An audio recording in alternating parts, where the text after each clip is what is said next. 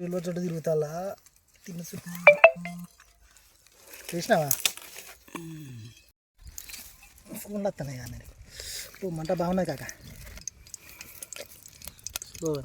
Today Rakesh అన్నతో వంట దాన్ని ఆకా పేరు పెడతా ఏనా అని మంట షేర్ కాస్తాను కొంచెం అప్పుడు వంటలో చెమట పడ్డ కూడా టేస్ట్ వస్తాయి మీకు బాంబులే కాక గ్యాస్ అంటే ఎక్కువ మండుతాను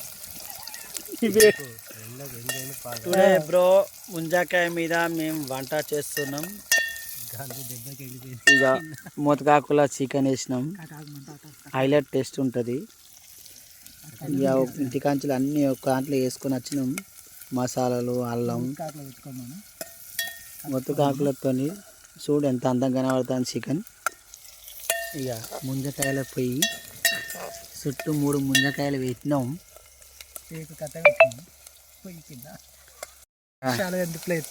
టేకు కర్రలతో మూతకాకుల కర్ర టేకు కర్రతోని కూర వండుతున్నాం బ్రో.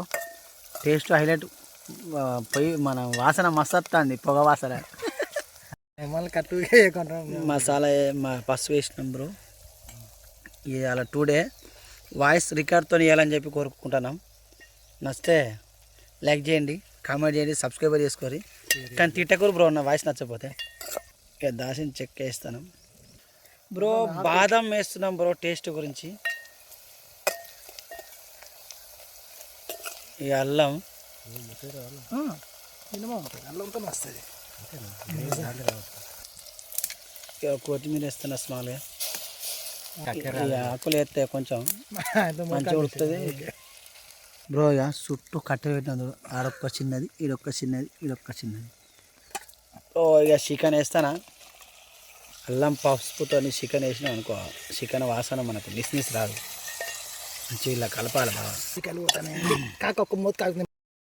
బ్రో కారం వేస్తున్నా.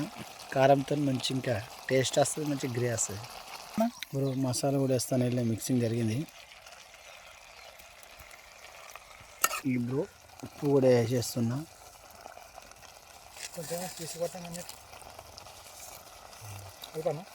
ఉప్పు ఇట్లా వేస్తే పీసు పడితే మంచి టేస్ట్ వస్తుంది. ఇక అందరికి ఇక్కడ అడవిలో ఉన్నారు కాబట్టి మన తాతలు అందరూ వాళ్ళకు ఒక దిష్టి మనకేం కాకుండా ఇక తాతలకు మొక్కిన. ఇక బ్రో కొత్తిమీర వేస్తానా. తాత మొక్కిన తర్వాత కొత్తిమీర వేస్తానా, ఎందుకంటే తాతకు కొత్తిమీర నచ్చదు. బ్రో కొత్తిమీర వేస్తుంది, కూర వేరే లెవెల్గా ఇట్లా కనబడుతుంది. ఎంత అందంగా కనబడుతుందా చికెన్. పొలాల కాడకి వచ్చి ఇక తుమ్మల కాడకి వచ్చి ఇక ఈ చెట్టు మజా ఉన్నది. ఇక చూస్తాం, ఇక తింటాం. లేక చికెన్ ఎట్లున్న కలర్ నాకు చూసి కామెంట్ చేయండి. Okay bye friends. ఈరోజు దావత్ చేస్తున్నాం.